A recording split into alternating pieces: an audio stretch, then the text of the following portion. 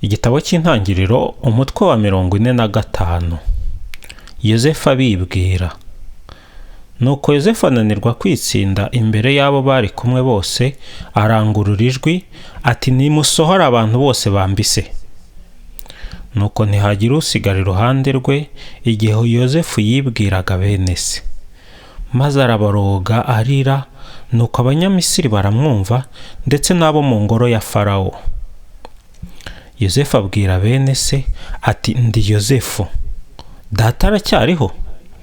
Nuko bene se ntibashobora kumusubiza kuko badagadwaga imbere ye. Maze Yozefu abwira bene se ati, nimwigire hino. Nuko baramwegera. Aravuga ati, ndi Yozefu umuvandimwe wanyu mwaguze mu Misiri. Noneho nimushira agahinda kandi mwibabazwa nuko mwangurishije hano.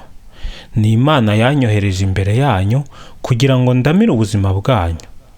Koko kandi dore inzara imaze imyaka 2 mu gihugu, kandi hasigaye imyaka 5 batazahinga ntibasarure. Imana yanyohereje imbere yanyu kugira ngo mbahunikire ibiryo mu gihugu mushobore kubaho, irokore ityo benshi muri mwe. Maze rero ntabwo ari mwe mwanyohereje hano, ni Imana, kandi yangize nka se wa Farawo, ingira umuyobozi w'urugo rwe rwose n'umutware w'igihugu cyose cya Misiri. Ngaho nimwihute muzamuke musange data, maze mumubwire muti, dore uko umwana wawe Yozefu avuze. Imana yangize umutware wa Misiri yose, manuka unsange udatinze. Uzatura mu gihugu cya Gosheni, kandi uzaba hafi yanjye, wowe ubwawe, abana bawe, abuzukuru bawe, umukumbi n'amashyo yawe n'ibyo utunze byose.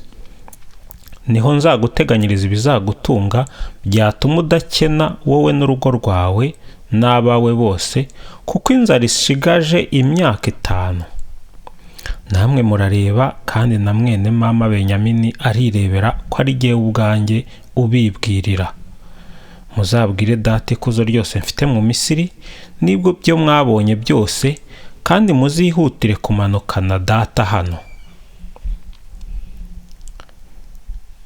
Yakobo atumizwa ngo aze mu Misiri. Maze Yozefu agwa mu nda ya mwene nyina Benyamini, asuka amarira.